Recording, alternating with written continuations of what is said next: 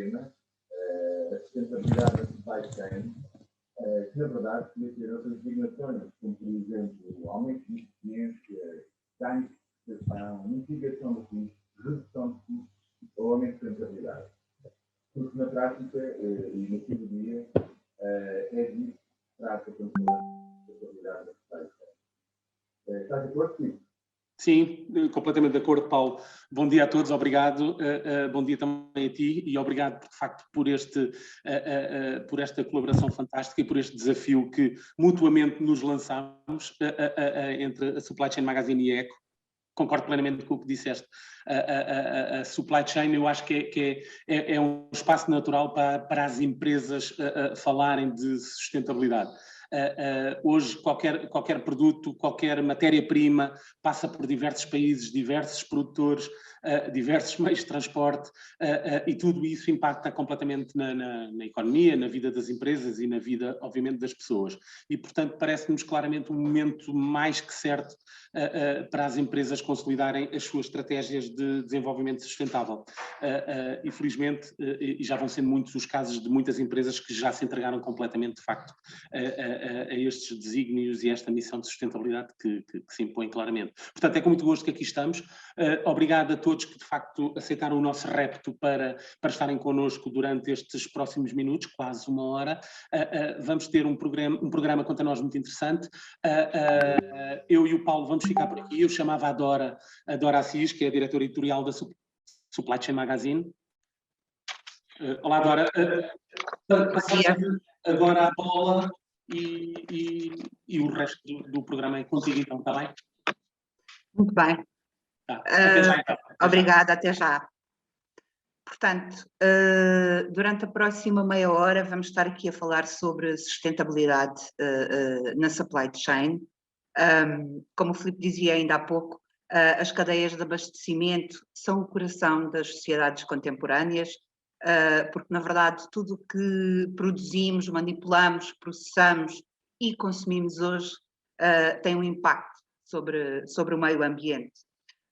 Por outro lado, o tempo que um produto demora a percorrer desde o produtor até ao consumidor final, todos nós, queremos que seja o menor possível.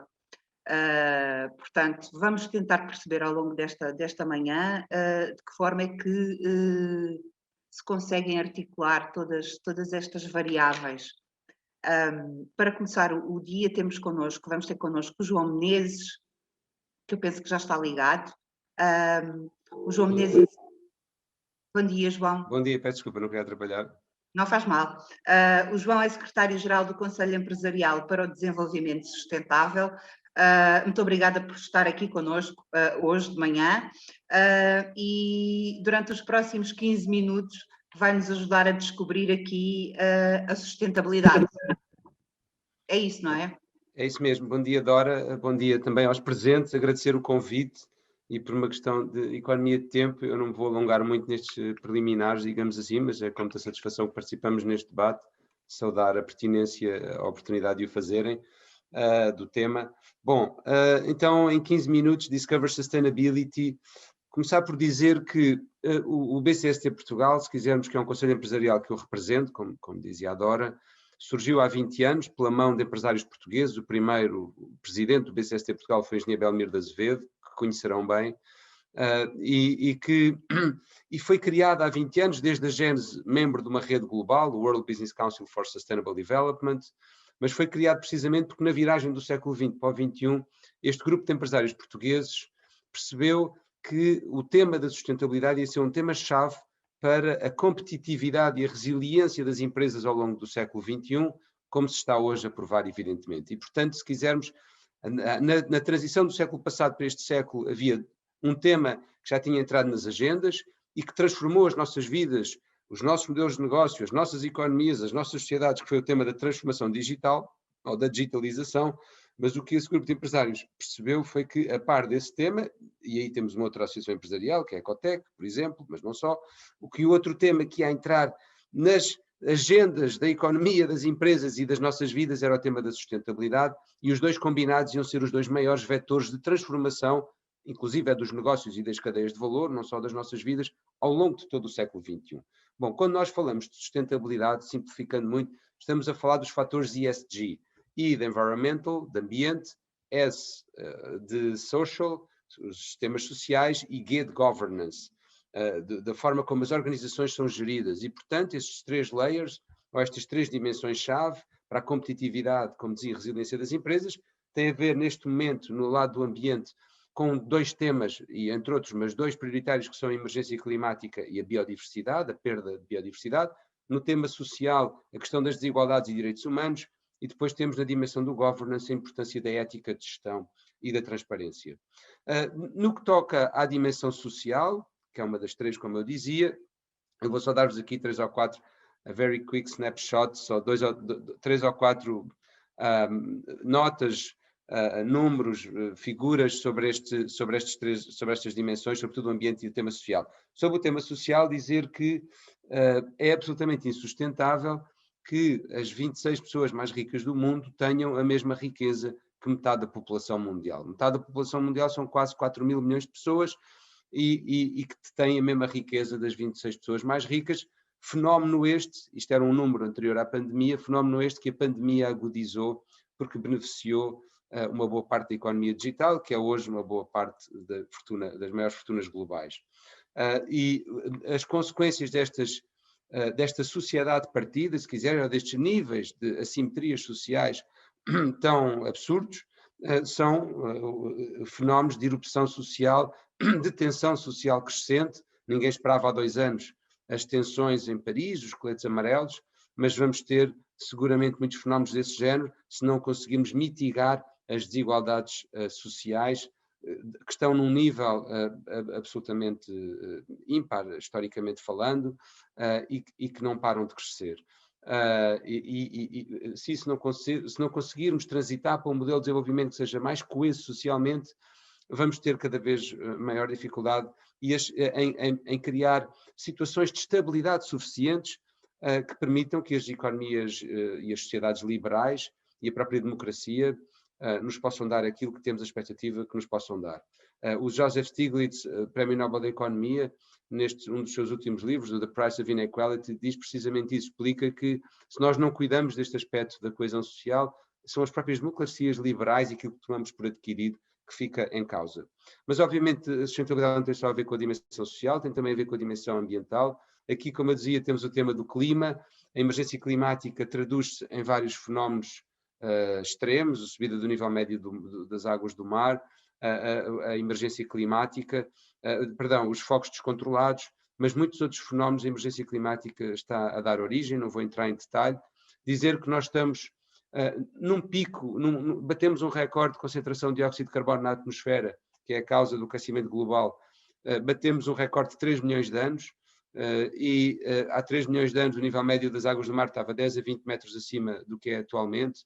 Tínhamos a temperatura 3, 4 graus acima.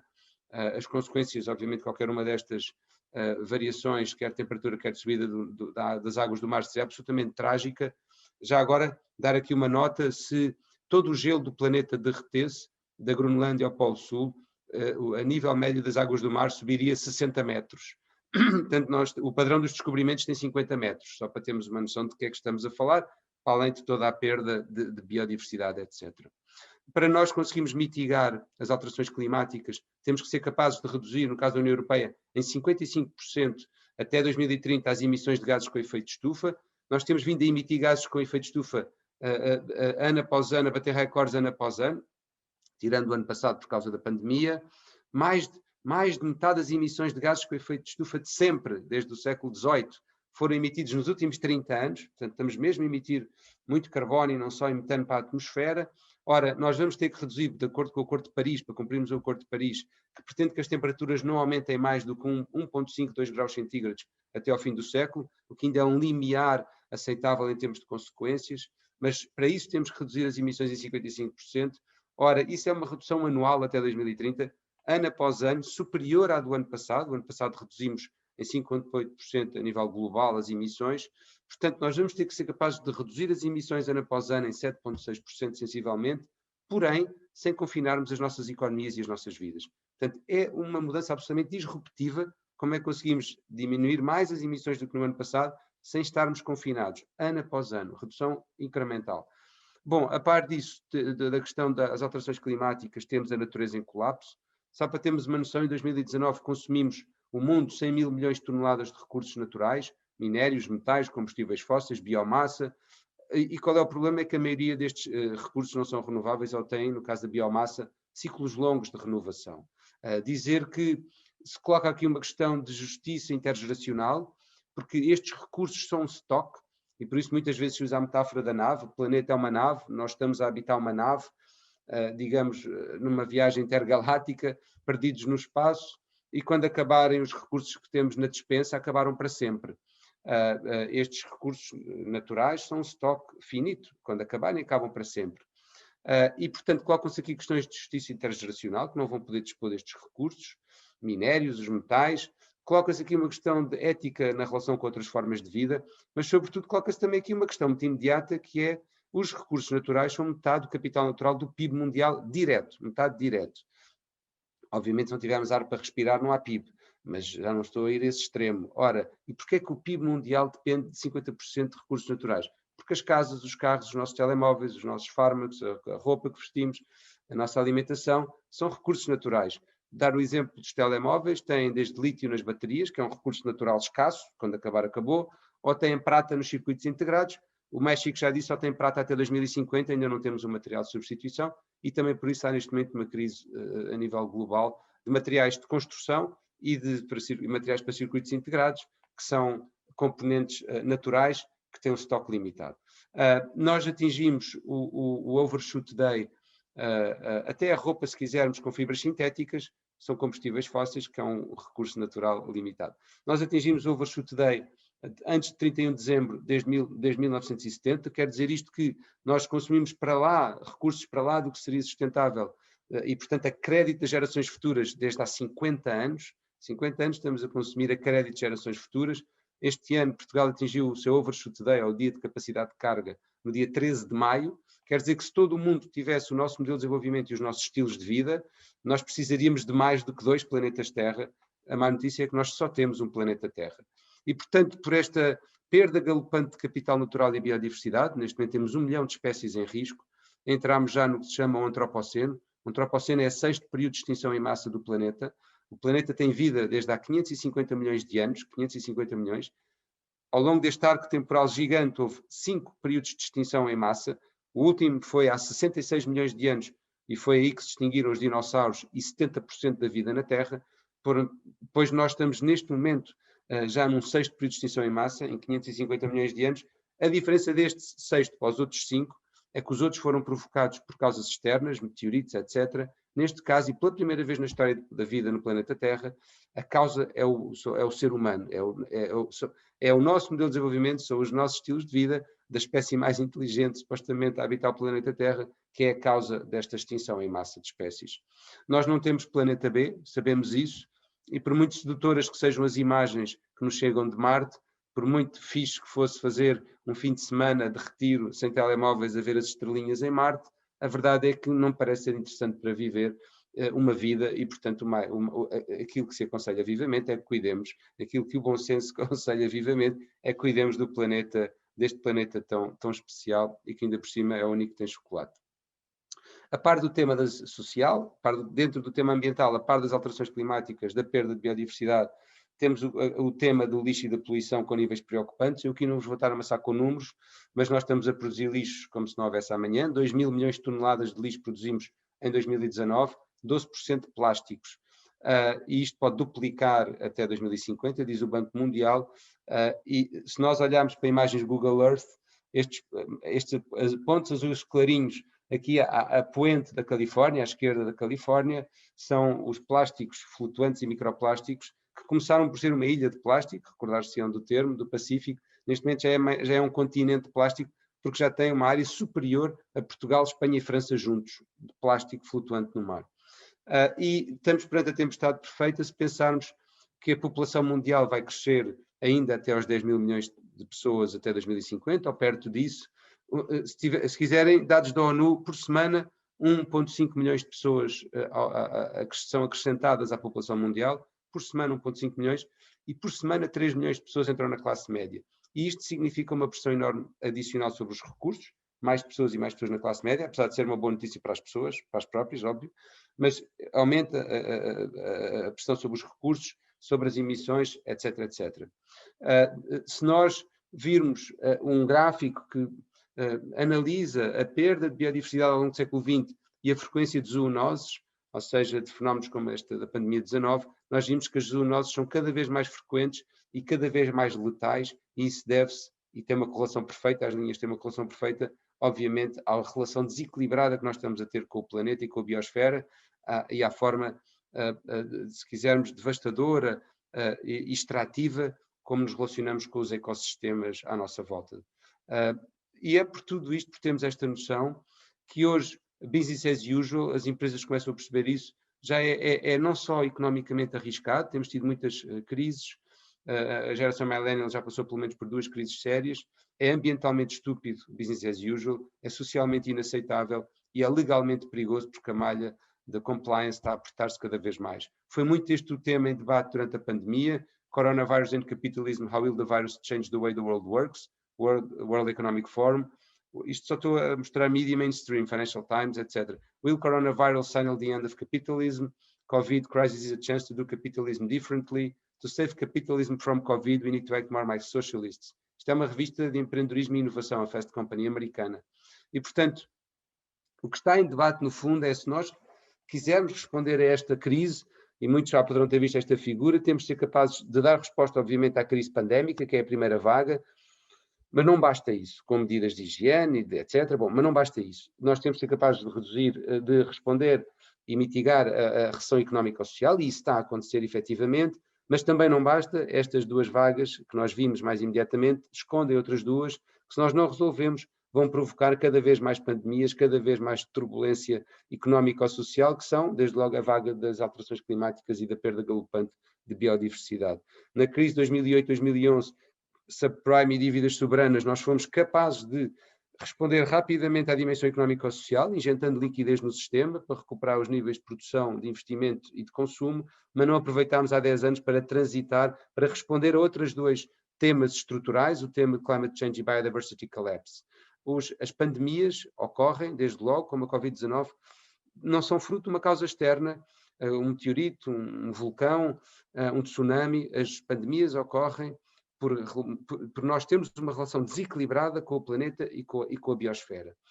E, portanto, ou nós somos capazes de mitigar de mudar de sistema de desenvolvimento, mitigando as consequências do atual sistema, ou climate change vai agravar-se e biodiversity collapse também, e isso vai provocar cada vez mais pandemias e cada vez mais recessões, não tenhamos dúvidas. Portanto, as empresas têm que ser capazes de integrar as dimensões ESG, ambientais, sociais e de governance, em todas as suas decisões e ao longo de toda a cadeia de valor. Eu não vou dizer em que é que isso consiste, tem aqui um slide, mas tem a ver com a dimensão planeta ambiental, a dimensão pessoas e a dimensão corporate governance, no modo como as empresas geram o lucro, a respeitarem um conjunto de regras, obviamente, e são essas as empresas que serão as empresas mais competitivas e resilientes, não tenhamos dúvidas. São essas que vão ter a preferência dos investidores, dos clientes, etc, etc, de toda a comunidade. E isto não é um Mickey, não é eu cuidar do meu negócio e depois ter 2 dimensões supletivas, secundárias, que é a dimensão social e ambiental, e fazer umas coisinhas à sexta-feira à tarde. Não, é uma nova forma de olhar o negócio, é uma nova forma de olhar a cadeia de valor, mas é uma nova forma que não é um nice to have, é uma nova forma que torna a empresa mais competitiva e mais resiliente. Se nós formos ver o desempenho em bolsa durante a pandemia, dos cabazes de empresas que integram melhor estes temas ESG dos que não integram, e compararmos com os índices Standard & Poor's 500 na América ou na Europa o Eurostoxx 600, vamos ver que os investidores já permeiam os cabazes de empresas sustentáveis, porque exatamente é essa perspectiva de que elas são mais competitivas. Recentemente o Larry Fink, que é o CEO, só mais 3 minutos, prometo, o CEO da BlackRock, o maior fundo de investimento do mundo, que tem em ativos sob gestão o dobro do PIB alemão, BlackRock tem o dobro do PIB alemão em ativos sob gestão, dizia agora recentemente no Financial Times, Wall Street's new mantra is green is good. Já não é greed is good, como no filme O Lobo de Wall Street, do Scorsese, agora é green is good. E, portanto, estamos mesmo a falar de uma mudança substancial em todos os quadrantes, do cliente ao investidor. Quais são as 6 vantagens da sustentabilidade para as empresas? Primeiro, de integrar os ESG. Primeiro, reduzem custos. Se eu otimizo matérias-primas, energia, consumo de água, etc., de outros materiais, reduz na fatura ao fim do mês, óbvio. Segundo é a gestão de risco. O risco de compliance legal, a malha está a apertar-se cada vez mais, a ser cada vez mais exigente. O risco de aumento de preço ou quebra de matérias-primas, como eu já dizia, há um estoque finito, as matérias-primas vão aumentar à medida que escassearem, e o risco de reputação, uma reputação que leva uma vida a construir, arruína-se com um tweet se a empresa não cumpre na dimensão social e, por exemplo, recorre a trabalho infantil, ou na dimensão ambiental, uma série de outras coisas, ou de governance, discrimina, ou se há situações de assédio, o que quer que seja. Terceiro, vantagem, a diferenciação e fidelização de clientes. Hoje, os clientes querem fazer do consumo um ato de cidadania, querem poder consumir com purpose, com meaning. Ninguém se levanta de manhã a dizer hoje vou ser um pior cidadão. Se puderem ser melhores, seremos todos, certamente. E, portanto, é hoje um fator de diferenciação e competitividade face à concorrência e de fidelização de clientes o tema da sustentabilidade, do purpose. Mas também para os colaboradores. Estas gerações Millennial e Z, para atrair e reter talento, não devido a nenhum argumento este tema, se quiserem, do propósito, o tema da sustentabilidade, havendo até quem esteja disponível a um trade-off entre salário e propósito, não devendo isso acontecer. Quinta razão, a redução do custo de capital, precisamente porque as empresas que não são sustentáveis são mais arriscadas hoje, já pagam um custo extra pelo capital, um prémio de risco, mas também a sustentabilidade é um fator de bonding, de fortalecimento de relações e confiança com os stakeholders em geral. E por último, há uma enorme oportunidade de negócio e investimento. Eu não vos vou dizer os billions que há neste momento, mas penso que todos têm noção na Europa e no mundo, mas do Green Deal europeu até ao Plano de Recuperação e Resiliência, até ao novo quadro financeiro plurianual. Portugal vai ter 60 mil milhões de euros para investir, como sabem, até ao final da década, o dobro da média do que recebemos das dados da União Europeia, e o filtro de análise dos projetos vai ser, em grande medida, um filtro ESG. Se vocês olharem para o Pacto de Resolução e Resiliência, são 16 mil milhões de euros, temos lá 3 temas, mas 2 deles relacionados com a sustentabilidade social e ambiental, transição climática, e depois o tema do digital, da transformação digital.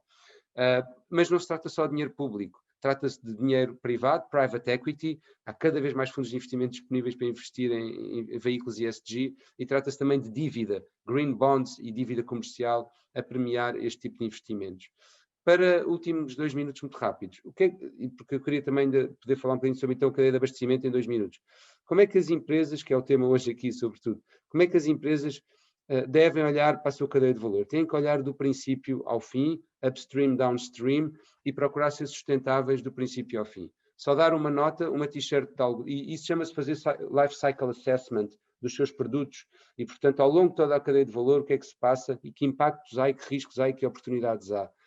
Uma t-shirt de algodão, para termos noção, só da produção à venda, sem considerar o uso da t-shirt, só da produção à venda, porque o algodão pode ser produzido nos Estados Unidos, e porque pode ser a t-shirt confeccionada na Ásia e depois vendida na Europa, e porque o algodão consome muita água, uma t-shirt de algodão, em média, consome 2.700 litros de água da produção à venda. Ora, 2.700 litros de água é o consumo de um ser humano ao longo de 3 anos, em média. 2.700 litros de água, produção-venda, sem considerar as lavagens do uso. Segundo, percorre em média 14 mil quilómetros ao longo de toda a cadeia de valor. E, portanto, estão a ver a quantidade de emissões de gases com efeito de estufa, com base em cadeias de valor tão longas, porque algodão produzido na América, t-shirt confeccionada na Ásia, vendida na Europa. E passa por 100 pares de mãos e apenas de 3 a 4% do preço de venda final fica para quem a confeccionou na Ásia, para a principal fábrica. E, portanto, para os trabalhadores. E, portanto, quando nós compramos uma t-shirt por 10 euros e achamos que fizemos um ótimo negócio, nós não pagamos o impacto ecológico e o impacto social da t-shirt. Foi um péssimo negócio, seguramente para gerações futuras e para alguém noutra parte do mundo. A TED, conhecem a TED certamente, as conferências TED têm vindo a trabalhar sobre Life Cycle Assessment. Tem aqui 2 vídeos, eu depois partilho a apresentação. Podem ver, por exemplo, a cadeia de valor dos sneakers, dos ténis e do café, e percebemos os impactos e a importância de termos em consideração esses impactos quando queremos ter um modelo de negócio sustentável, de não podermos ignorar a cadeia de valor. Alguns de vós conhecerão a certificação EcoVadis, também não vou poder mostrar este vídeo, mas a EcoVadis é uma certificação de empresas que têm cadeias de abastecimento longas, em que isso é um tema importante, a cadeia de abastecimento, para a sua sustentabilidade, o seu modelo de negócio. Neste caso, há 3 temas-chave para a EcoVadis: o ambiente, o Labor and Human Rights, a Ethics e a Sustainable Procurement. Cá está, são os ESG mais o Sustainable Procurement, e é muito interessante porque podem fazer uma análise da vossa empresa, e depois perceber o que é que poderiam melhorar. Eles comparam-nos com os melhores benchmarks, o que é que poderiam melhorar, e depois ter ou não certificação EcoVadis, e há vários níveis de certificação, mas o caminho tem que ser este, o de análise de cadeia de valor e de procurar garantir procedimentos e depois, eventualmente, certificações. Um dos passos importantes poderá ser o da digitalização da cadeia de valor, e há projetos muito interessantes com blockchain, sem blockchain, para ir medindo os impactos ambientais, sociais e etc. ao longo da cadeia de valor, e eventualmente poder dar essa informação ao consumidor final, a par do preço, dar ao consumidor final, para ele poder fazer do consumo à cidadania. Muito bem, este produto tem este impacto social, este impacto hídrico, este impacto carbónico, etc, etc. Por último, só dizer que vamos ter, é o último slide, uma COP26, que é uma conferência sobre o clima agora em novembro, em Glasgow, a 26ª. Foi numa destas conferências, na 20ª, que nós aprovámos o Acordo de Paris, que é o acordo que procura reduzir as emissões de gases com efeito de estufa, como sabem, que eu há pouco referi.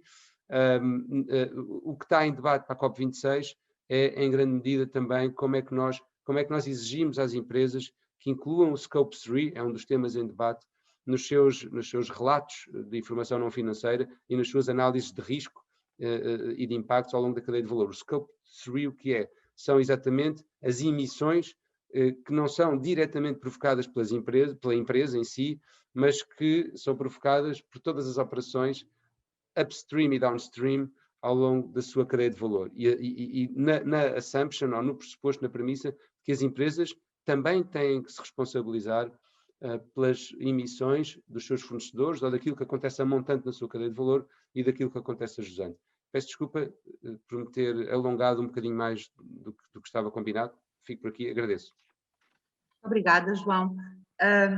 Não há aqui perguntas no chat, mas eu tinha aqui uma questão para si. E pegava naquela sua imagem da nave, não é? Esta nave em que todos estamos, e nesta nave que se chama Terra, nós já nos habituámos há muito a ver as empresas a competirem para serem as melhores do mundo. Eu perguntava-lhe se acredita que de facto vamos assistir a uma competição para serem as melhores para o mundo.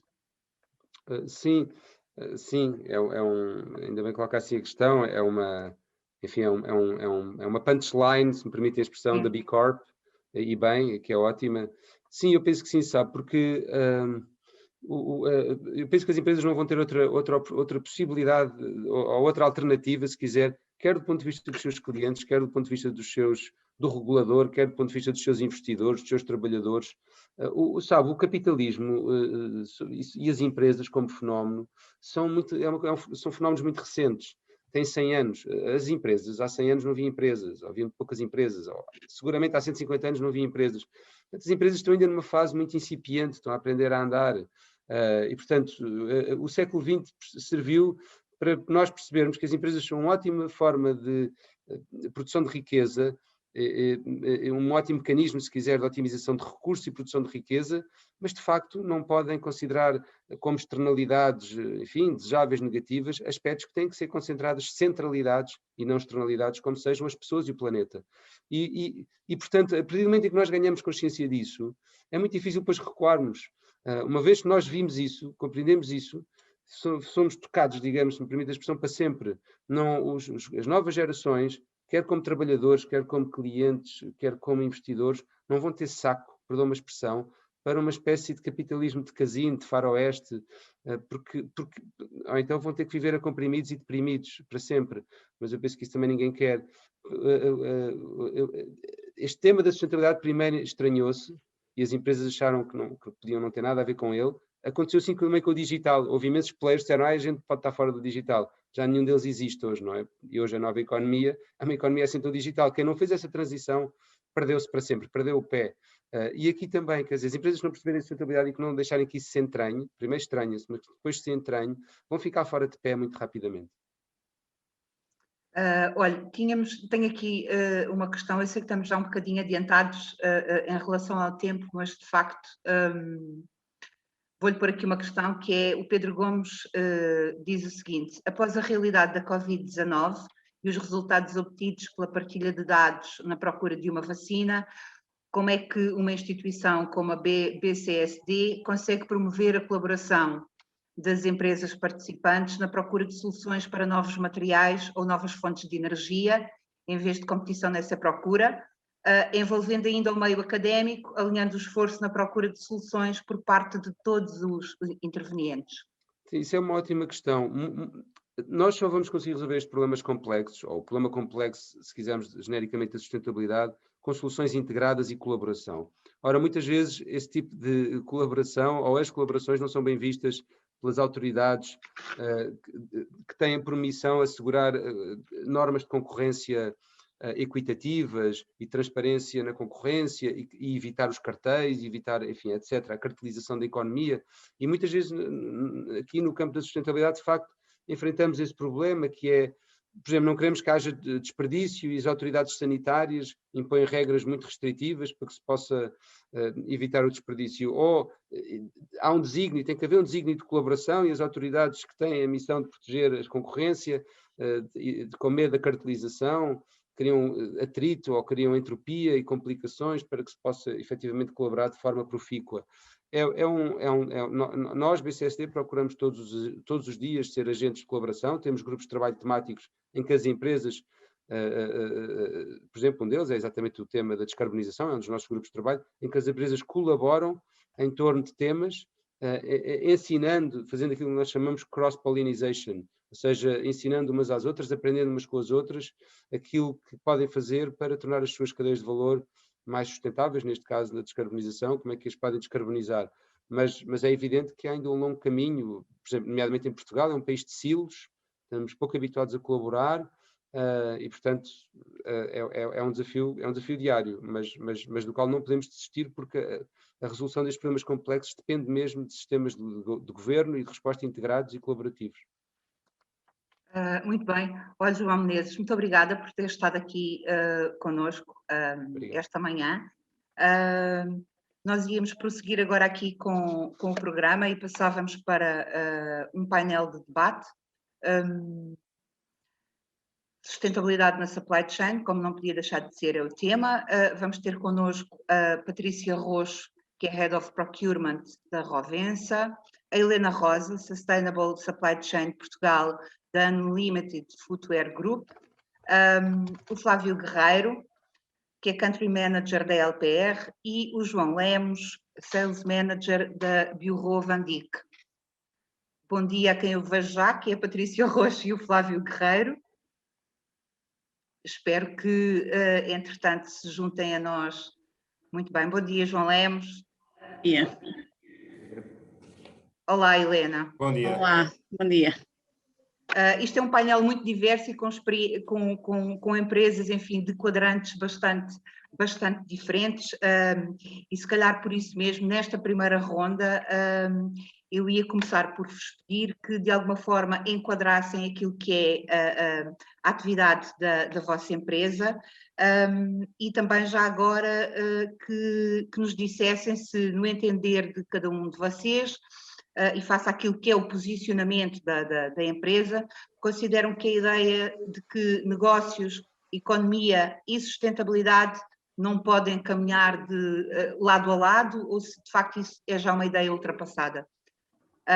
Eu ia sugerir que começássemos pela Patrícia, depois a Helena. Força, Patrícia, bom dia. Olá, bom dia a todos.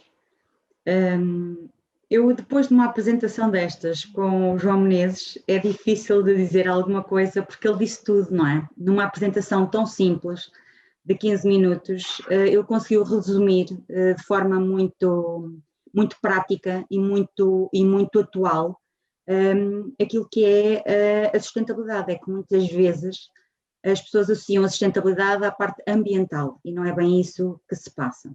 Mas primeiro por enquadrar aqui um bocadinho a Rovensa, a empresa onde eu tenho estado a desenvolver as minhas atividades na área de procurement.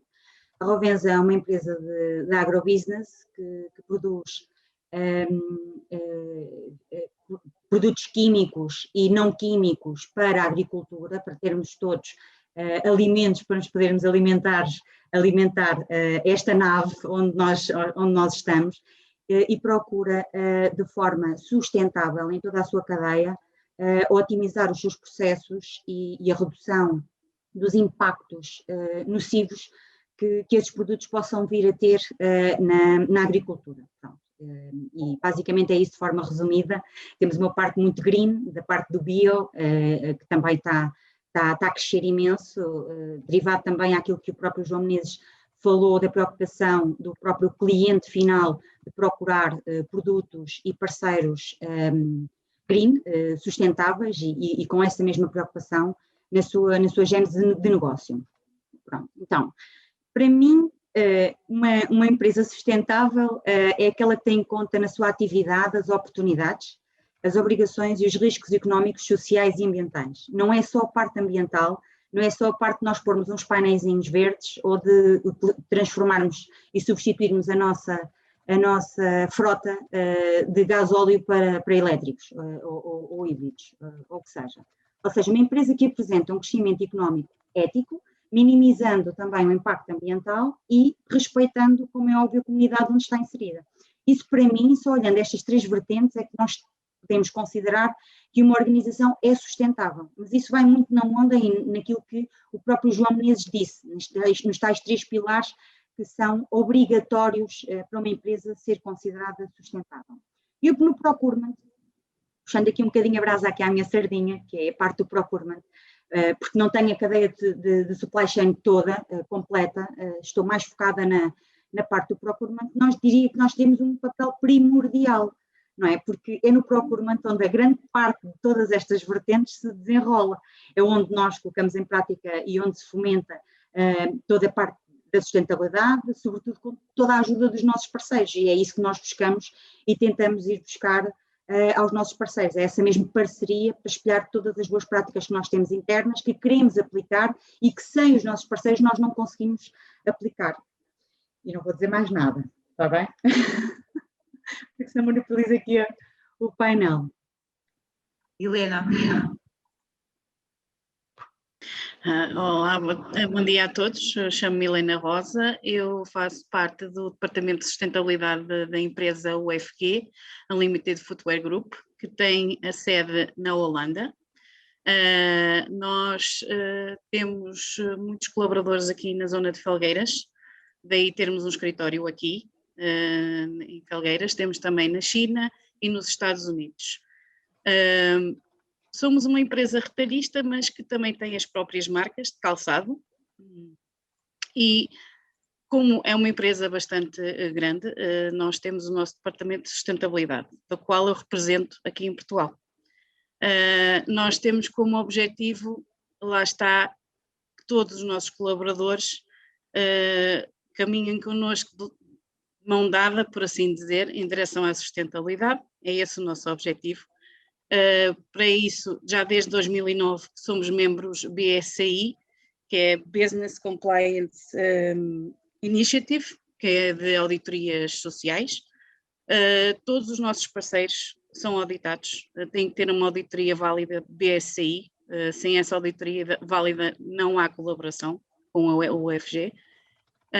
Temos também estamos agora a implementar o WIG Index, que é de auditorias ambientais e onde se faz a gestão de resíduos, águas residuais, químicos, emissões atmosféricas, etc.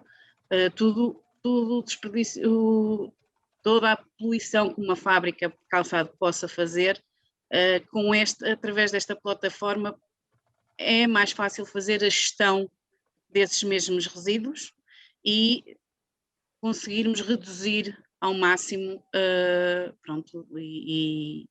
e conseguir fazer uma produção de calçado mais amiga do ambiente, por assim dizer. Nós também temos como objetivo, em termos de calçado, visto que as peles, não é, também são uma causa de grande poluição, e é verdade, dos cortumes, desde as quintas, etc., toda a cadeia. Estamos a tentar, é um caminho ainda muito difícil, mas se houver uma transparência, que é o que nós tentamos obter neste momento, uma transparência desde de onde vem o animal até ao produto final, penso que será mais fácil fazer essa gestão ambiental e social, também é o nosso objetivo, e pronto, mas é um caminho ainda muito longo que temos de percorrer, mas é um dos principais objetivos da nossa empresa. Obrigada, Helena. Flávio, a LPR, digamos que está de uma ponta à outra da cadeia de abastecimento, e esta questão da sustentabilidade, inclusivamente da economia circular, é algo muito presente na vossa atividade e na vossa forma de estar. Sim, sem dúvida. Bem, antes de mais, gostaria de agradecer o convite à Supply Chain Magazine e também cumprimentar os colegas do painel. Sim, este é um tema muito em voga, apesar de não ser, é um tema muito em voga e em crescente. E o que ocorre é que, de facto, a LPR é uma empresa que atua na área das embalagens, portanto, nós estamos a falar em particular de paletes e dentro do grupo também caixas, aquelas caixas que vocês veem tradicionalmente na parte do retalho, nas frutas e legumes. Nós, em Portugal, movimentamos cerca de 18 milhões de paletes e, de facto, como dizia a Dória bem, nós acompanhamos na supply chain desde o início até o consumidor final. E aquilo que nós assistimos, de facto, é que esta questão de sustentabilidade começa a ser muito premente, não só na indústria, mas como também dizia há bocado, e é muito importante aquilo que o João referiu, que é os próprios consumidores estão a mudar. E se nós pensarmos nas gerações mais novas, e eu também estou usando aqui um bocadinho o meu papel enquanto professor universitário, na faculdade eu tenho o cuidado de perguntar aos alunos se, imaginem, num cenário de igualdade, estando perante um produto A e um produto B, em que um produto A é de origem sustentável e o produto B não é, qual é que era a escolha deles? Curiosamente, diria que 100%, ou perto de 100%, escolhem sempre um produto de origem sustentável ou certificado. Nas gerações mais novas, e não podemos esquecer, que é aquilo que eu chamo do conceito Happy Meal, que é garantir clientes para o futuro, estes miúdos ou estes jovens serão os clientes da manhã. Portanto, isso são eles que vão decidir, são eles que vão impactar e influenciar as organizações. Portanto, pegando esta componente também social e económica, porque as empresas também têm que ter uma componente sempre do lucro, que é aquela componente mais fria, mas que existe, eu diria que este é um fator que nós não nos podemos esquecer. Por outro lado, estamos neste momento a ser fortemente impactados, e não é só pela pandemia, a pandemia apenas veio acelerar essa questão, mas por questões desde limitações, escassez de algumas matérias-primas em todo o mundo e constrangimentos na supply chain, e leva a que toda esta questão de economia circular, como a Dora referia, seja cada vez mais premente. Ou seja, nós temos aqueles 3 princípios que é a reutilização, a reciclagem e o reaproveitamento, e o que ocorre é que quando há escassez de matérias-primas ou quando há grandes constrangimentos de emissões de CO2, e o João referiu também a questão da t-shirt, que é um excelente exemplo, nós temos o cuidado na LPR de assegurar que a matéria-prima para as nossas paletes é em mais de 90% de fornecedores locais. Portanto, nós compramos a madeira em Portugal para Portugal e além desse consumo local, a madeira é de origem sustentada, portanto, são florestas de origem sustentada, o chamado PFC, e também temos a certificação Ecovadis, que vem fortalecer todo este processo do lado da LPR, e isto vai ser uma tendência, porque aquela questão da globalização e de cadeiras logísticas muito extensas e muito complexas, tem os constrangimentos que nós vivemos agora com o efeito da pandemia, que é, houve rupturas em alguns produtos, em alguns materiais, porque a produção estava instalada, em alguns casos, na Ásia. A nível financeiro e económico, é verdade que poderá ser mais competitivo, mas depois a questão dos lead times e todas as emissões de CO2 que isso provoca são muito pesadas, e agora assiste-se cada vez mais a um foco em fornecedores locais. O conceito de just in time, que se fala muito em logística, estava muito em voga, tendencialmente vai perder peso, já está a perder peso, porque vamos ter que criar alguns estoques de segurança e estamos menos dependentes de mercados tão extensos. Bem, enfim, há aqui uma panóplia imensa de temas, já lá vamos, não vou alongar muito mais, mas sim, mas quando a sua pergunta inicial, agora, não há como caminhar noutro sentido, não seja um sentido único. Portanto, essas 3 áreas que falou têm que estar integradas e não há outro caminho que não este, isso parece muito vital. Muito bem. João Lemos, ajude-nos lá a perceber de que forma é que a Bureau Van Dijk, no fundo, vai acompanhando as empresas neste caminho da sustentabilidade também.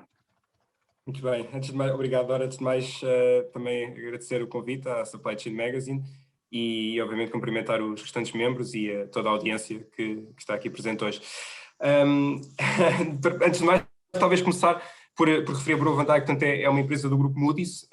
Eu sou responsável a nível ibérico do setor corporate.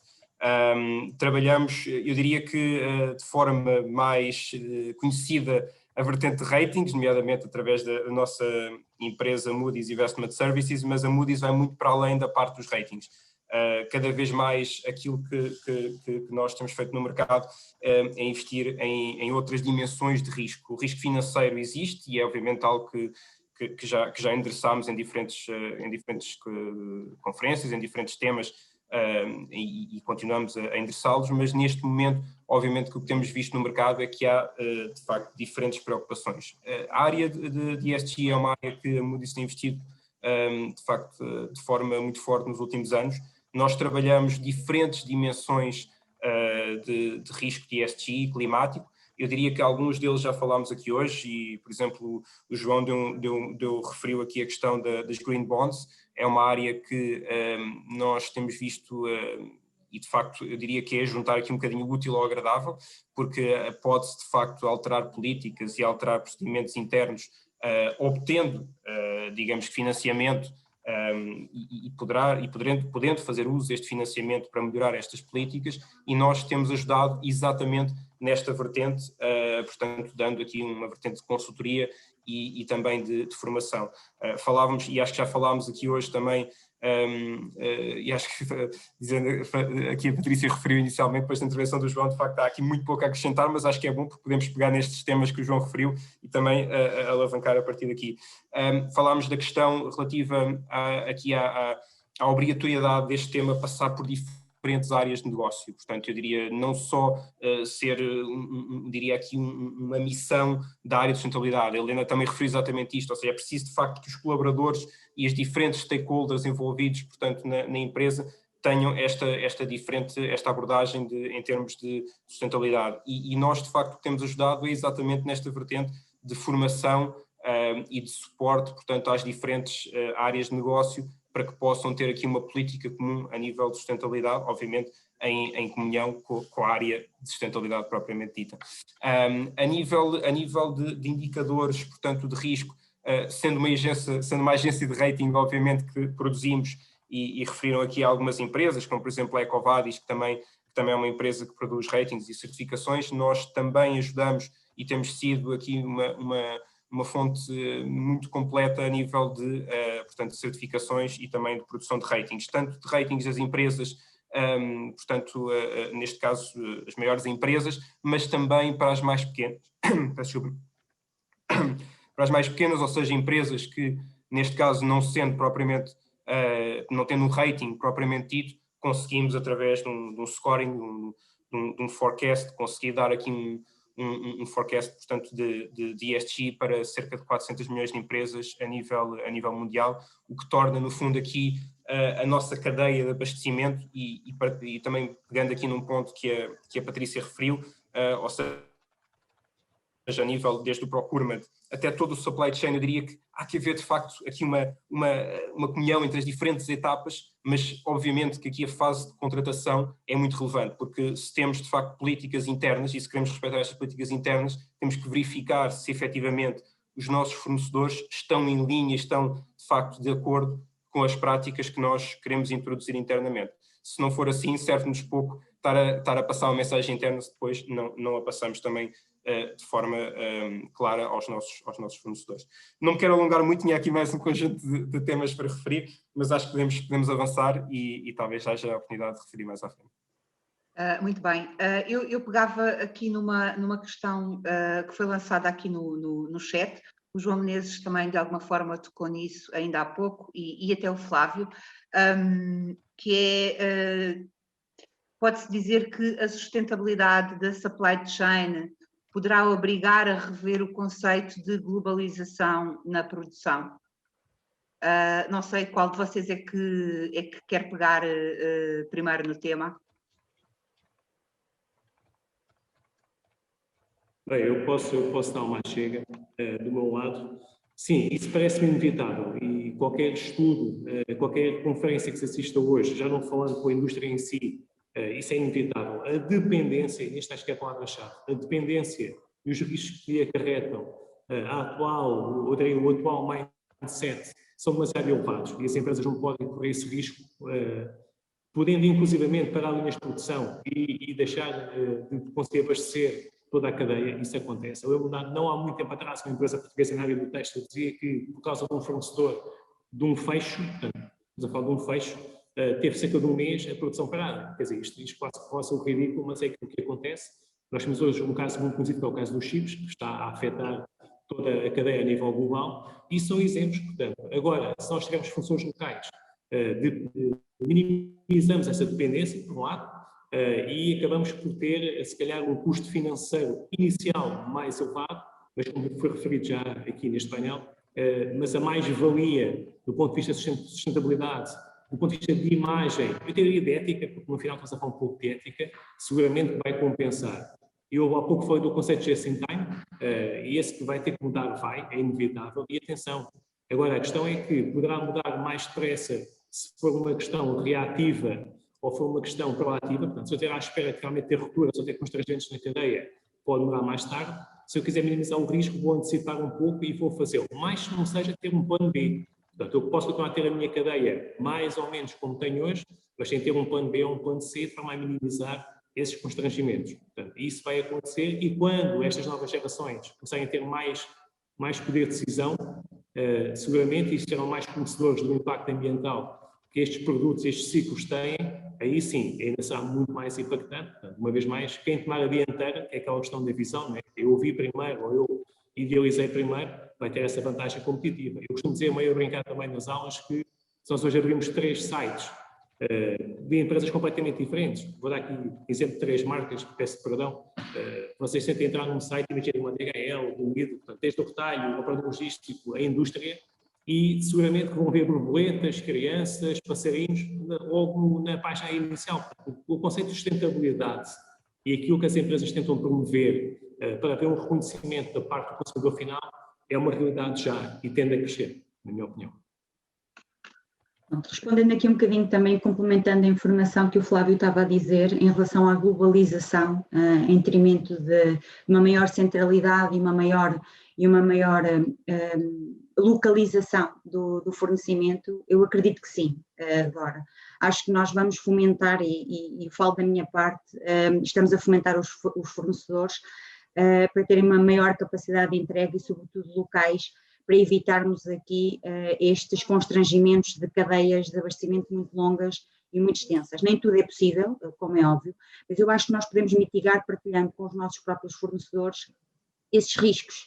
Se é preciso haver aqui um desenvolvimento, fomentá-lo, escolher bem os parceiros com os quais nós estamos a trabalhar, fazendo agreements mais longos para os ajudar a pagar alguma parte desse mesmo investimento e também, sobretudo, muitas vezes fazendo-lhes simplesmente mostrar qual é que é o nosso plano de necessidades anual, que muitas das vezes nós não dizemos.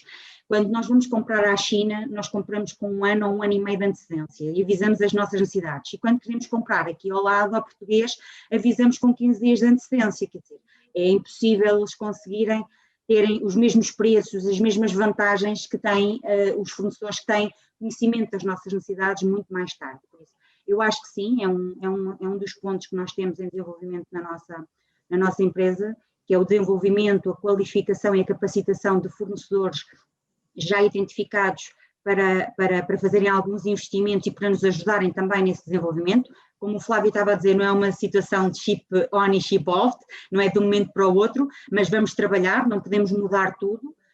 Mas temos que arranjar aqui algumas substituições e passar desse termo. Globalização estamos em todo lado, mas nós temos que ir buscar coisas a todo lado para fornecer na outra ponta do mundo, não é?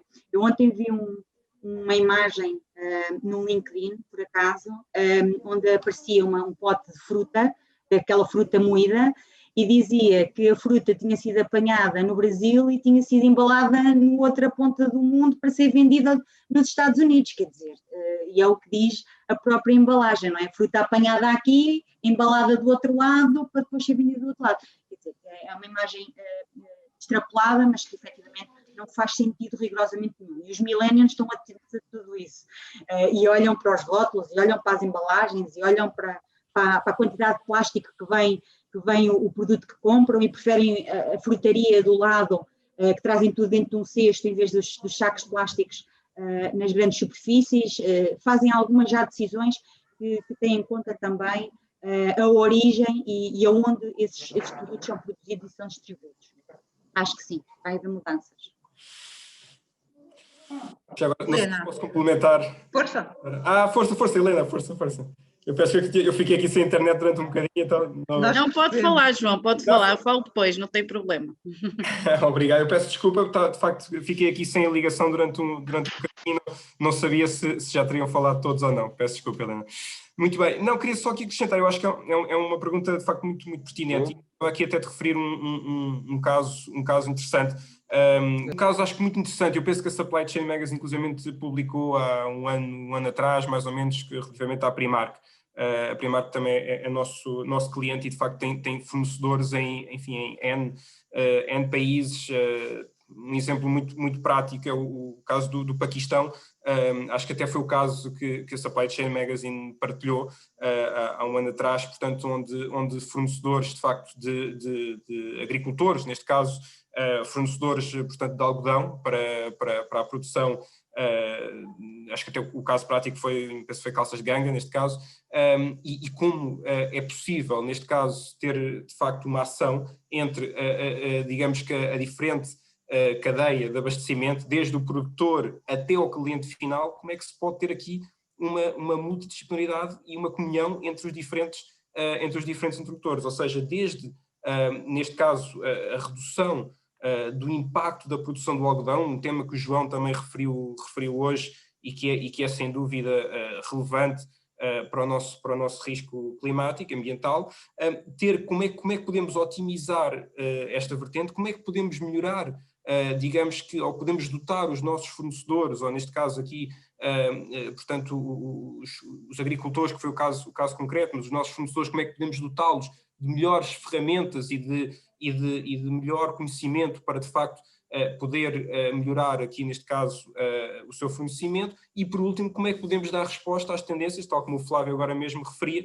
melhorar, de facto, o nosso produto final para dar resposta às novas tendências do mercado. Ou seja, é criar aqui, diria, uma comunhão entre as três vertentes, e obviamente que aqui a parte da globalização é como é que podemos levar isto até aos diferentes fornecedores espalhados em diferentes partes do mundo. É preciso, de facto, conhecê-los, é preciso percebê-los, é preciso ter, de facto, aqui acesso à informação a nível mundial e um contacto, diria, através das diferentes etapas do supply chain. Helena, não sei se quer acrescentar alguma coisa. Sim, apenas para complementar o que o João estava a dizer, nós, por exemplo, neste momento só estamos a trabalhar com cortumes ou fornecedores de pele que sejam LWG, ou seja, que sejam do Leather Working Group. Estando certificados com LWG, há um rastreio maior da origem das peles, de onde é que elas vêm, onde é que são tratadas, onde é que há um controle maior na nossa cadeia de abastecimento. Nós também estamos a trabalhar só com, por exemplo, com o cartão das nossas embalagens, das caixas de sapatos. Queremos certificação FSC, que é Forest Stewardship Council, e estamos constantemente a incentivar os nossos colaboradores a obterem certificações ambientais, certificações sociais, certificações que os possam ajudar a caminhar para um futuro mais sustentável, porque os nossos clientes, nós temos os nossos colaboradores e temos os nossos clientes, e os nossos clientes neste momento a procura é mesmo o calçado sustentável. Mas o calçado sustentável não é só a pele ser biodegradável ou a pele ser reciclável, ou todo o conjunto do sapato tem que ser sustentável, desde a sola aos tapulhos, ao lining, ao upper, tudo tem que ser sustentável, para ser considerado um sapato sustentável. Não é? E o objetivo da minha empresa é justamente esse, para darmos resposta à procura que há neste momento tanto nos têxteis, como no calçado, como acho que em tudo neste momento. Até eu própria, quando já vou ao supermercado, já procuro produtos com certificação, porque eu trabalho nessa área, não é? Já sei o que é que estou à procura. Pronto, mas penso que é esse o caminho, mas acho que há muitas empresas no nosso país que ainda não estão ainda nesse mindset, mas estamos a tentar mudar-lhes um pouco a mentalidade nesse aspecto. Uma última ronda e uma última pergunta. Vamos pegar aqui numa pergunta do chat e que toca nesta questão da sustentabilidade e dos custos logísticos. Como influi a estabilidade dos custos logísticos para a sustentabilidade da supply chain e que medidas ou ferramentas é que se podem utilizar para dirimir aumentos extemporâneos como acontece hoje? Não sei, Patrícia, quer pegar nisto? Sim, se nós falamos em ir buscar produtos a sítios mais remotos, obviamente os custos logísticos vão ser muito superiores se tivermos um fornecimento mais local. E depois, sempre que existem este tipo de pandemias e de situações, o aumento dos custos é significativamente maior, não é? E vai acontecer. Acho que resumir a parte da sustentabilidade, não sei se foi esse o objetivo, acho que não era só uma das partes, que é a redução dos custos logísticos, mas eu acho que não é só de redução de custos que nós podemos falar na parte da sustentabilidade. A redução dos custos logísticos vai muito para além da parte dos transportes, vai pela utilização e a reutilização das embalagens dos nossos produtos que chegam aos consumidores, vai pelos processos e pelas ferramentas que utilizamos internamente dentro do nosso processo, como, por exemplo, a substituição dos empilhadores de baterias a chumbo por baterias a lítio, por exemplo, mais rápidos e mais eficientes e com menos riscos e perigos ambientais. Vai pela a redução do consumo do papel para as guias, para a emissão das faturas, para as impressões e evitar por aí. Vai pela utilização da nossa energia elétrica nos produtos, que depois vai afetar toda a parte logística. Quando se fala nos custos logísticos, fala-se nisto tudo, mas que também tem aqui uma preocupação ambiental associada e dentro. Isto são ações que nós próprios temos. Nós certificamos todas as nossas instalações ibéricas, em Portugal e em Espanha, com energia verde, ou seja, as nossas fábricas só utilizam energia verde certificada, fontes de origem renovável, e isso foi uma das nossas soluções. A parte logística das etiquetas, algumas comprávamos em França, outras em Espanha para virem para Portugal. O que é que fizemos? Parceria com um fornecedor, comprámos uma máquina interna, fazemos as próprias etiquetas internas, reduzimos custos de transporte logístico e das etiquetas, etc. Ou seja, a redução dos custos estão basicamente em associarmos e olharmos para a nossa cadeia, para os nossos processos, reduzirmos e vermos onde é que nós podemos otimizar para reduzir tudo isso. E a fomentação dos nossos fornecedores, dos nossos parceiros mais locais, do que em detrimento desses globais e mais longínquos, isso vai nos afetar naturalmente. Mas depois também está a outra parte da sustentabilidade que diz respeito à responsabilidade social, não é? Estarmos mais envolvidos na nossa sociedade, nos locais onde temos as nossas práticas, certificarmos e formarmos os nossos colaboradores com a parte da eficiência energética, do que é a sustentabilidade, com alguns workshops internos também que fazemos. Também ajudamos algumas instituições, como o Tacho Solidário, para podermos estar envolvidos dentro da sociedade onde estamos, fornecemos máscaras quando é necessário, solicitamos e estamos apoiados, ou seja, a sustentabilidade é muito mais para além do que só parte económica. Como é óbvio, qualquer empresa tem que ter lucro, independentemente de ser muito sustentável ou não, senão não existe, senão é uma instituição de solidariedade social, não é?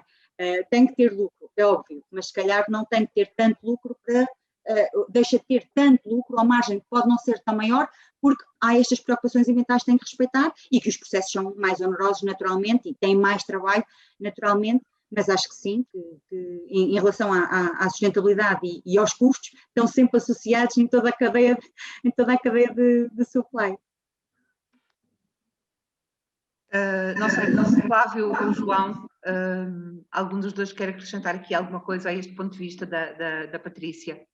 Sim, eu se calhar aproveitar muito telegraficamente, também não quero roubar muito tempo, só tocar aqui em 2 pontos que eu acho que são importantes e como complemento, de facto, que é, em primeiro lugar, eu serei aqui um pouco mais pragmático, diria que esta questão que é colocada, que é muitas vezes colocada por várias pessoas, eu vou chamar aqui um mito urbano. É um mito urbano porquê? Porque realmente, quando as pessoas pensam nisto por defeito, muitos pensam em transporte. O foco é transporte. E depois pensam, claro, um transporte da Ásia para cá, ou um transporte com o custo associado é diferente. Mas deixem-me dizer 2 coisas que mais são tão importantes. Em primeiro lugar, quando se fala da incorporação dos custos logísticos no preço ou no custo final, nós não nos podemos esquecer que cada vez mais, sobretudo com esta questão do crescimento do mercado online, há uma coisa que se chama retornos de devoluções. Portanto, nós compramos muita coisa, nós experimentamos, não gostamos e depois devolvemos. Isso é um aspecto muito importante e que vai levar a um aumento exponencial daquilo que é a logística inversa e dos custos associados. Mas é um custo se não houver um aproveitamento de seguida, se não houver uma utilização de seguida. E nós não podemos esquecer que há toda uma gestão de resíduos, ou seja, há coisas que nós, a empresa, achávamos que era um desperdício, portanto, que deitávamos fora, quando na prática não é bem assim. Portanto, pode ser reaproveitado, reutilizado, recuperado, e depois há também que nós chamamos que é um mercado de materiais. Pode ser um mercado de matérias-primas, de produto acabado, ou nós os utilizamos para uma reparação, para fazer um novo produto, para mercados de outros países. Portanto, nós tipicamente compramos autocarros na Alemanha com 10 anos, para nós são considerados como novos, e depois 10 anos mais tarde vendemos, por exemplo, a países como os Palop, que também consideram que são novos para eles.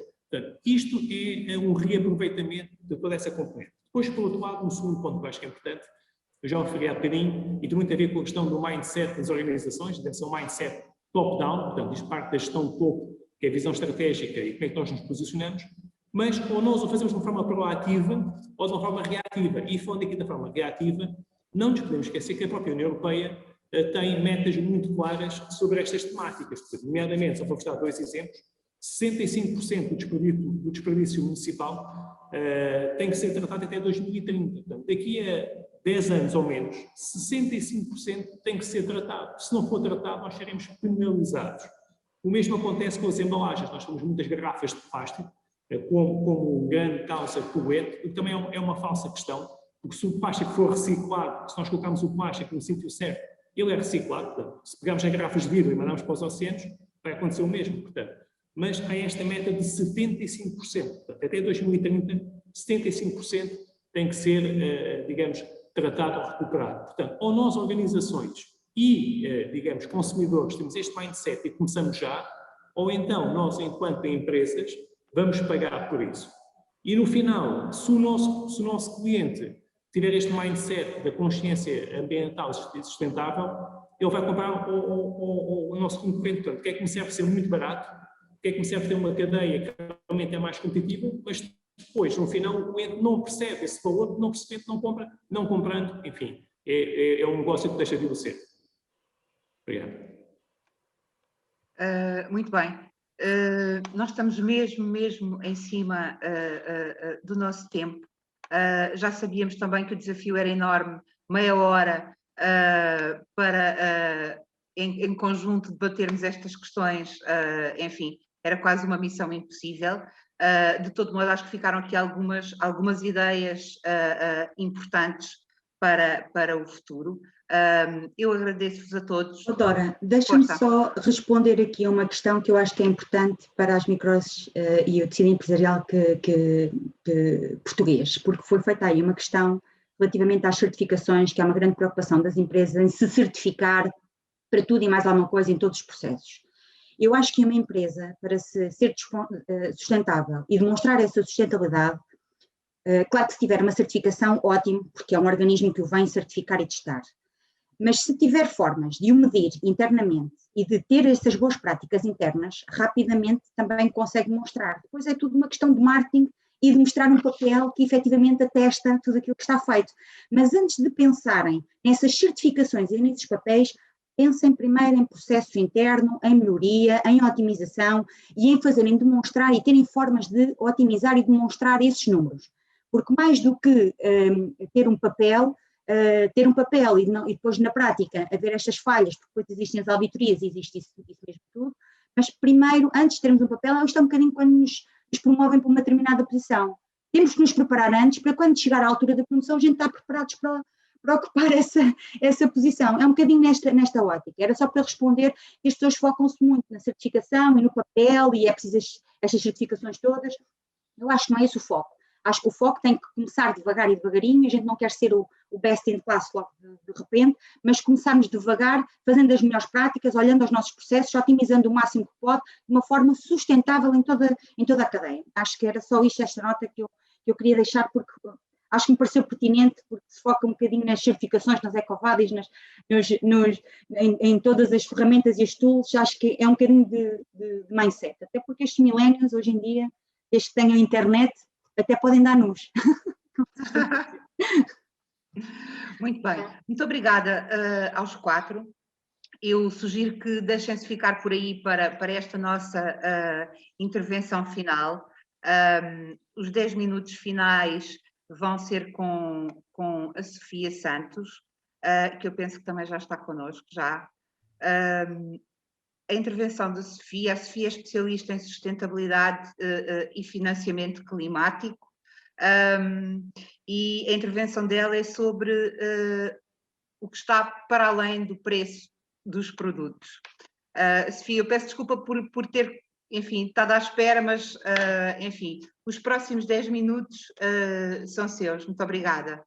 Obrigada, Dora, obrigada pelo convite por estar aqui e obrigada aos vossos testemunhos, que é sempre bom ver o tema evoluir e começar a ouvir novas vozes também evidenciarem as práticas e principalmente fico contente por ver o vosso otimismo relativamente a estes temas, porque ajudam-me a tentar ficar otimista, porque na realidade eu já não estou tão otimista como em tempos estive. Portanto, ouvir testemunhos de empresas que estão otimistas, para mim, é sempre bom. E porquê é que eu digo que não estou muito otimista? Não estou otimista porque nós estamos mesmo a caminhar para um ponto de não retorno, por muito dramático que isto aparenta possa ser, ou seja, nós estamos de facto a caminhar para uma situação de desequilíbrio tal no planeta em que não vai ser possível depois os próprios cientistas e nós como espécie humana começarmos e retomarmos a nossa vida, ou seja, na realidade o que está em causa é a nossa qualidade de vida neste planeta, portanto para seres humanos como nós somos é muito difícil de reconhecer que de facto possamos estar a caminhar para aí, mas do ponto de vista científico o que a ciência nos diz é que se a temperatura mundial aumentar mais de 1,5 ou 2 graus, idealmente 1,5, se a temperatura aumentar mais do que 1,5 grau no final deste século, comparado com 1850, os cientistas terão alguma dificuldade em conseguir antecipar as mudanças que isso poderá trazer nos ecossistemas e de uma forma muito simplista, imaginemos que há um furacão que se dirige para Portugal e no meio dessa anarquia, vá lá, ou dessa carência de informação mais objetiva, nós não sabemos se o furacão vai para Faro, vai para Lisboa, Viana do Castelo, e portanto o país não consegue criar as resiliências que são necessárias em todas essas regiões e portanto irão existir danos físicos, humanos e financeiros. E porquê é que eu digo que já estou mais pessimista do que otimista? Porque isto é um cenário de se a temperatura mundial não aumentar mais do que 1,5 grau até ao final deste século. Acontece que a temperatura a nível mundial já aumentou 1 grau e na zona do Mediterrâneo, que é onde nós vivemos, já aumentou 1,5 grau. Portanto, os objetivos do Acordo de Paris, que no fundo é os países serem neutros em carbono, porque só sendo neutros em carbono é que nós conseguimos que a temperatura mundial não aumente mais de 1,5 e só dessa forma é que nós conseguiríamos antecipar e preparar-nos para as alterações que poderão surgir nos ecossistemas. Nós já estamos na zona do Mediterrâneo, já atingimos esse limiar do aumento da temperatura e, portanto, tudo indica que a temperatura mundial vai aumentar mais do que 1,5 ou mesmo do que 2 graus. E isso, obviamente, vai trazer consequências físicas, humanas e financeiras. E, portanto, daí eu achar que já não estou tão otimista, porque estou um bocadinho como o secretário-geral das Nações Unidas, o engenheiro António Guterres, que diz que de facto nós temos 9 anos e meio, até 2030, para inverter completamente a forma como temos lidado com este tema dentro de um sistema económico. E é aí que eu volto ao tema, que é repensar um pouco, e o desafio que as empresas têm em repensar o seu modelo de negócio, que não é fácil, porque nós atualmente ainda temos os estímulos de aumentar as vendas, sempre, ainda temos os estímulos de aumentar o PIB sempre, e das duas uma, ou nós vamos por um caminho em que esse aumento não é possível, ou vamos por um caminho em que a fórmula subjacente a esse aumento é uma fórmula diferente. E porquê é que eu digo isto? Porque, na realidade, e como o João Menezes referiu, a população mundial vai aumentar e, portanto, o consumo irá aumentar. O consumo de energia vai aumentar e o consumo de bens e de materiais também vai aumentar. E, portanto, e tendo em conta a quantidade de desperdício que também é realizada por nós, economias mais desenvolvidas, a minha questão coloca-se, e isto é um bocadinho um desafio para todos, e um bocadinho numa ótica da provocação, obviamente também, será que nós vamos ter todos de continuar a vender aquilo que vendemos? Será que nós vamos ter todos, será que o objetivo é vender cada vez mais? Ou será que em alguns mercados o objetivo poderá ser vender, mas ir buscar o produto no final de vida e reutilizá-lo? Será que eu, em vez de comunicar ao meu cliente compre mais casacos, eu posso comunicar ao meu cliente, quando estiver saturado do seu casaco, devolva-me, porque eu consigo fazer um novo com ele? Isto são formas totalmente diferentes de pensar o negócio, e eu acho que só centrarmos nesta abordagem é que nós vamos de facto conseguir mudar alguma coisa, porque na realidade quem já esteve em África e quem já esteve em Ásia consegue perceber que aquilo são mundos diferentes, e é daí que vem a grande quantidade dos nossos materiais, e é daí que é de facto a grande quantidade de mão de obra que existe para os produtos que nós consumimos na Europa. E aqui entro na questão da cadeia de valor. Sem dúvida que, como foi referido aqui por todos os oradores, quando nós falamos de sustentabilidade, não estamos só a falar de ambiente, estamos a falar dos temas ambientais, dos temas sociais, dos temas éticos, dos temas de governance. E, de facto, isto traz muitos desafios, não é? Será que nós estamos, ao longo da cadeia de valor, estamos a promover uma cadeia de valor que paga salários dignos ao longo da cadeia de valor? Será que eu, quando compro umas calças de ganga por 10 euros, ou por 15, ou por 20, porque elas estão à venda por esse preço, eu estou a pagar o valor justo? Ou o que é que eu estou a pagar? Ou o que é que eu não estou a pagar? E qual é o estilo de vida que eu estou a induzir que ocorra noutros países? Será que eu estou a induzir algum tipo de escravatura noutros países por comprar umas calças de ganga por 10 ou 15 ou 20 euros?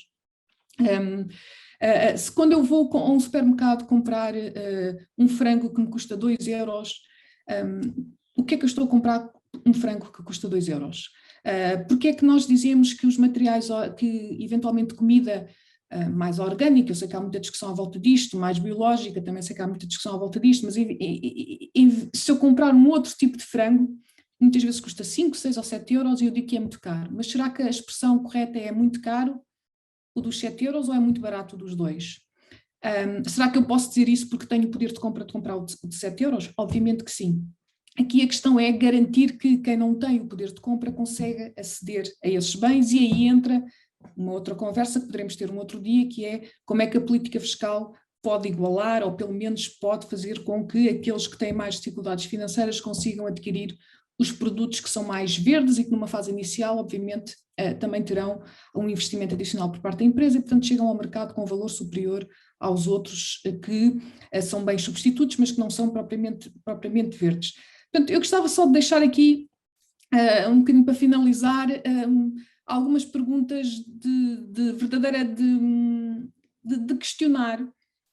Quando nós falamos em cadeia de valor, nós de facto estamos a falar de pessoas, e estamos a falar de materiais, e estamos a falar de bens e serviços que todos nós compramos quando vamos ao supermercado, quando vamos às lojas. Como é que as lojas, como é que os produtores poderão fazer com que eu, no fim de utilizar uns sapatos, e agora estou a desafiar a Helena, penso eu os possa levar de volta porque os materiais daquele sapato podem ser reutilizados. Eu sei que eu posso dar o sapato, posso colocá-lo na venda em segunda mão, mas também posso ter uma outra opção, que é levar de volta para que ele seja reutilizado. Como é que isto é possível ser feito de uma forma mais massificada? Porque, de facto, tendo em conta o crescimento da população, que tem todo o direito de ter uma qualidade de vida, a escassez de bens materiais vai ser imensa e os resíduos vão ser cada vez mais também, se não conseguirmos, de facto, no mecanismo de produção e na inovação, não conseguirmos incorporar o produto final como uma matéria-prima num futuro produto que volte novamente ao mercado. E, por fim, também chamar aqui um pouco à realidade, que é o tema do preço, não é? Para além do preço. Todos nós, empresas maiores ou mais pequenas, todos nós compramos coisas, e agora estou dirigida às empresas, as empresas grandes têm um departamento de compras, muitas das empresas grandes têm missões e statements sobre a sustentabilidade, e depois como é que fazem as suas compras? Será que continuam a ter como critério o valor mais baixo dos seus fornecedores? Porque se de facto eu como política de compras estiver como fator principal de diferenciação e fator principal na escolha de um fornecedor o valor-preço, então não faz sentido eu dizer que estou preocupada com a sustentabilidade. Porquê? Porque obviamente, sendo os temas verdes e os produtos verdes que não abundam, não é? Ainda estamos numa fase inicial, ainda não há uma política fiscal também que consiga igualar os preços, obviamente que todos sabemos que das duas uma, ou a empresa tem menos lucros, porque tem um investimento adicional, mas prefere que o preço do produto não aumente e, portanto, tem uma redução do seu lucro, o que eu também não vejo mal nisso, mas é uma opção da empresa, e agora quererão vocês todos reduzir um bocadinho o vosso lucro devido a um investimento em produtos verdes, de forma a que o produto final não seja mais caro, e será que algumas empresas conseguem de facto fazer isso no seu modelo de negócio, ou se isso invalida o seu modelo de negócio, e por outro lado, quem compra, será que está disposto de facto a fazer a fórmula justa, não é? Que é incorporar na fórmula da seleção dos seus fornecedores, fazer uma fórmula justa em que as práticas e a demonstração em sustentabilidade valha de facto significativamente nessa fórmula e não valha apenas 5% no valor total, porque se assim for, não faz sentido dizer-se que se tem uma política de sustentabilidade, porque quando eu vou às compras eu compro mais barato, independentemente de qualquer prática de sustentabilidade que se possa ter. Portanto, para finalizar, eu deixo apenas aqui este desafio, que quando nós falamos em sustentabilidade e neste tema de cadeia de valor, estamos muito a falar de compras. É muito difícil alterar os procedimentos dos departamentos de compras das grandes empresas. Nós fomos criados e fomos educados e fomos ensinados a comprar o valor mais baixo é o melhor para a empresa.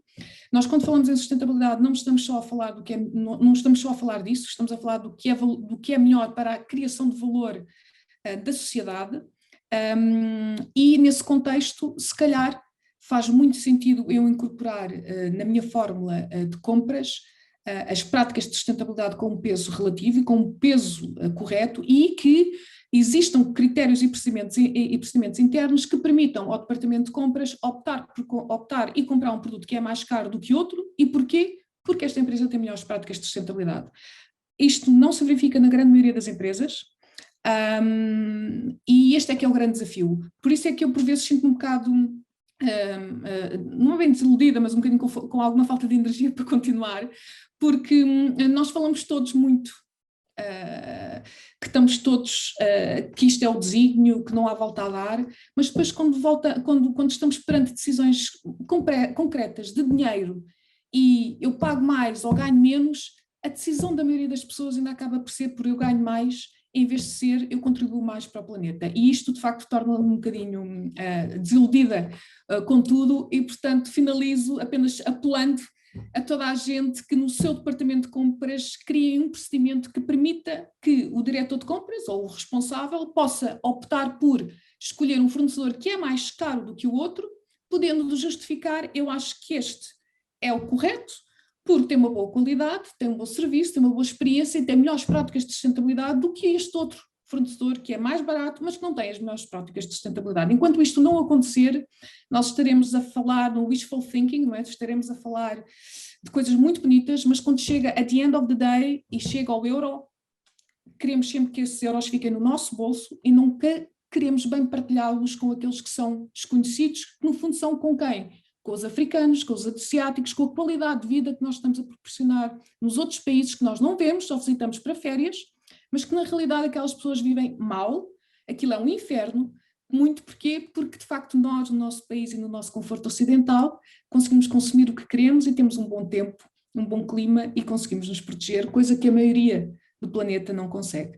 E portanto termino aqui, não negativa, mas apelando a esse esforço adicional de parceria e repartição de responsabilidades que toca no dinheiro. O dinheiro é para ser repartido. Porque senão nós de facto não vamos sentir muito mais, mas os nossos netos e os nossos filhos vão com certeza sentir o impacto de tudo isto que nós estamos a falar. Nós já estamos a sentir o Covid, que já nos dá para abalar um bocadinho, mas é preciso agora caminhar de forma muito mais séria e mais pragmática e deixarmos tanto do wishful thinking e passar a ser muito mais pragmáticos e assumir de facto os compromissos de uma forma muito concreta. E mais uma vez muito obrigada a todos pelo convite, foi um prazer estar aqui e dizer, enfim, algumas das partes que me vão na alma. Muito obrigada. Obrigada, Sofia. Eu acho que, se calhar, mais do que desilusão, penso que ficou claro para todos aqui durante esta manhã que, se não mudarmos nada em termos de mentalidade e de comportamento, o mundo vai obrigar-nos a mudar e a repensarmos drasticamente os modos de vida, os hábitos de consumo e até os modelos económicos, não é? Muito obrigada pelo seu testemunho emotivo e sentido. Obrigada a todos os outros oradores também e a quem esteve desse lado a assistir. Um agradecimento especial ao ECO que nos desafiou de facto para em conjunto estarmos aqui esta manhã e de alguma forma tocarmos neste ponto sensível e que nos afeta a todos, embora, como a Sofia disse, às vezes vamos fazendo de conta que enfim, que não se passa nada. E também um agradecimento especial ao nosso patrocinador, a Bureau Van Dijk, que prontamente também abraçou esta iniciativa.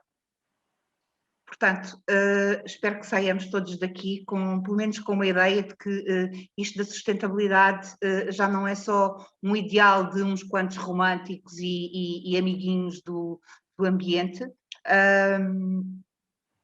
É um negócio, é bom para o negócio e, sobretudo, é bom para o planeta e para todos nós. Muito obrigada e vemo-nos um dia destes. Obrigada e boa tarde. Obrigada a todos. Obrigado a todos. Obrigada a todos.